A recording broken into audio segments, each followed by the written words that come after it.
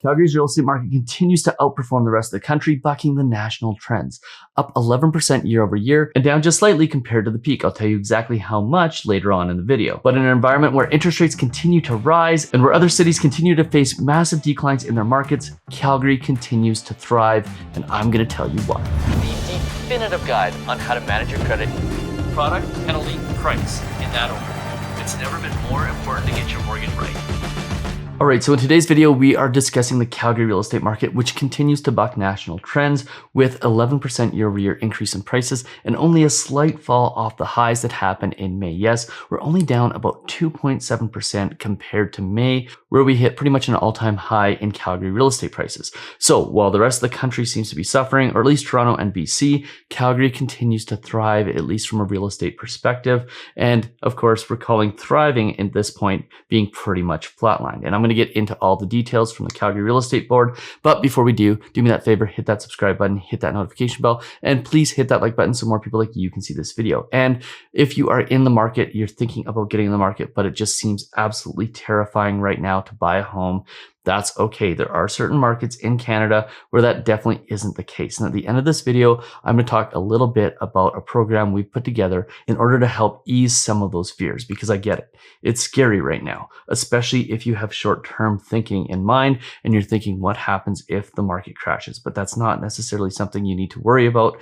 And I'll tell you all about that later on in the video. So let's get into it. Let's jump into the headlines. As we do, let's talk about the Calgary real estate market. Here's the headline from B&M Bloomberg.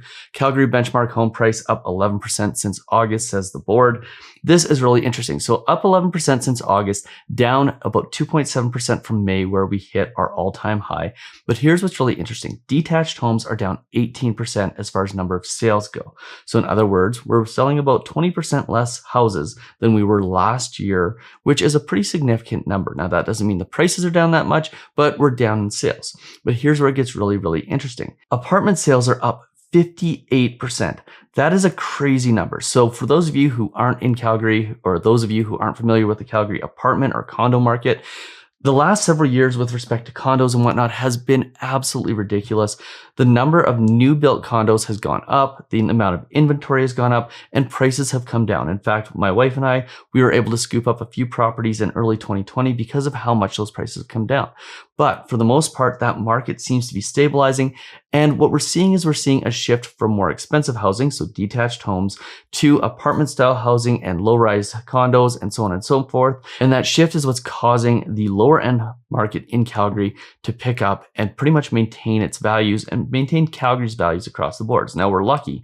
We don't see a ton of $1 million plus properties. Yes, there's a lot of them, but it isn't like almost every property in Alberta is priced over $1 million like it is in Toronto or Vancouver. So we're pretty lucky here. And what's tended to happen over the last little while is we're seeing a pretty flat market. And the reason why is because we just didn't see that massive amount of exuberance that we saw in Toronto and in Vancouver, where housing prices shot up. We saw multiple offers and things got absolutely crazy.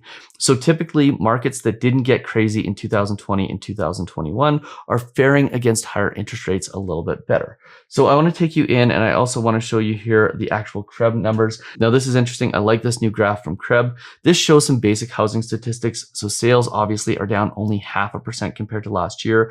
That is very good compared to the rest of the country. Benchmark price is up 11% compared to last year. Now, in May of this year, we saw that benchmark price creep up to 546,000. There it is right there. And basically what we're seeing right now is it's come down a little bit. We're down about 2.7%. But when you consider that a 2 to 3% increase in interest rates should affect the market by 20 to 30%, and we're seeing that in Toronto, we're seeing that in Vancouver, well, Calgary's dealt with those headwinds pretty well. The reason for that is higher commodity prices, more confidence in the oil market in Alberta, more confidence overall in Alberta with respect to the economy, and therefore we are seeing better performance in Calgary than we're seeing in other cities. And that's just the reality of a commodity-rich province. When the rest of the economy is suffering, well, we do pretty well because when commodities are priced high, we tend to outperform the rest of the country. Now, with respect to new listings, this is down from last year, which is really, really surprising. A lot of markets have seen more listings, we are pretty much flat actually from last year, which is why we are seeing housing prices remain stable. Because at the end of the day, what this means is that there's less inventory available. So inventory is down about 21% compared to last year. That inventory number, when it goes down, means that housing prices are supported. When the inventory number goes up, it means the housing prices are probably going to come down a little bit. And we're seeing a lack of inventory, a lack of options, which again is leading to that more stabilized market than we're seeing in other parts of the country. And as far as months of supply goes, we're down to 2.24. Typically 3 months is considered a balanced market. So this would still be considered very much a seller's market. And the days on market, this is one that I found interesting, is down to 35 days or down 16.7%. So when we start to see that number, the amount of time that properties have been listed for get shorter, that is usually an indication that there's lots of buyer activity relative to the market. So basically what we're seeing is this: Calgary is a market that is stable, and we tend to see that. Calgary is a very cyclical market. This is why I feel bad for people who bought investment properties in January, February, March, who came from out of province thinking that everything would be good.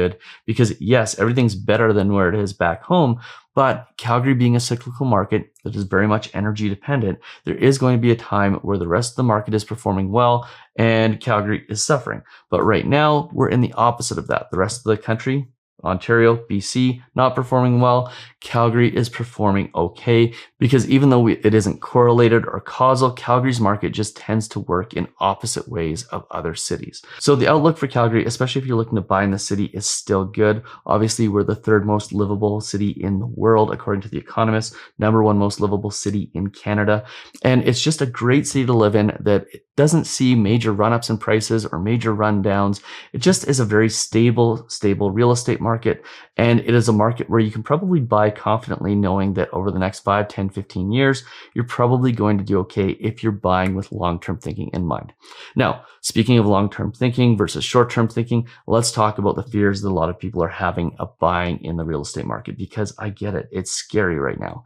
And the reason it's scary is because we saw a lot of insanity back in 2008, and then we saw a lot of insanity back in 2021 with people flocking to get into the market for no other reason than they thought that if they didn't do it now, that they would never be able to get in. Well, that is not the case. You will be able to get into the market at some point in the future, no matter how old you are, how much money you are. If you decide that you want to buy real estate, you'll be able to buy real estate. But here's the key going forward. Here's my realization, is that during all the craziness, people just said, hey, I'm going to take my realtor's word for it. I'm going to take my mortgage broker's word for it. I'm going to listen to my family members. They're going to say, get in now while you can.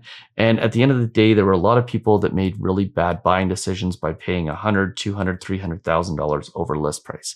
And my realization is that the majority of those issues that happened came from a lack of education, not knowing where to find the information, and then just trusting somebody and taking their word for it, when what probably should have happened is people should have just been better educated. So I went out and I looked for educational resources. I looked at the books. By the way, there's like 2 or 3 really good books on Canadian real estate, and that's it. There isn't really any great courses on it. So what I put together was a homebuyer masterclass. This is a class that's designed to be modular. So in other words, you get the information when you need it. If you're at the beginning of the buying stage, if you're at the down payment saving stage, if you're at the mortgage pre-approval stage, or the buying or the closing stage, no matter where you are in the process, whether you're 3 months in, 6 months in, a year in, you'll be able to take this course and pull out the information as you need it, so that every piece of information is 100% timely to where you are right now in the home buying process. And we've priced this just to cover basically our costs on the platform with respect to delivering it to you. We're going to run this course in cohorts, so basically groups of people. There will be 2 or 3 opportunities per year to sign up for it. And this first founding cohort is going to get a really good price if you sign up today. So if you sign up today, you'll be able to get it for 3 payments of just $47. And you'll also be able to access our secrets to getting the lowest interest rate course as a bonus for another only $47. And by the way, if during the process you decide to get your mortgage at Mortgage 360, which I hope that most of you do, you'll get up to $1,000 credit off of your mortgage. So if you want to sign up for the Homebuyer Masterclass, go to homebuyermasterclass.ca, and I sincerely hope that you will join us. Oh, and last but not least, if you found this video useful, do me that favor, hit that subscribe button, hit that notification bell. Please hit that like button so more people like you can see this video, and we'll see you on the very next one. Cheers.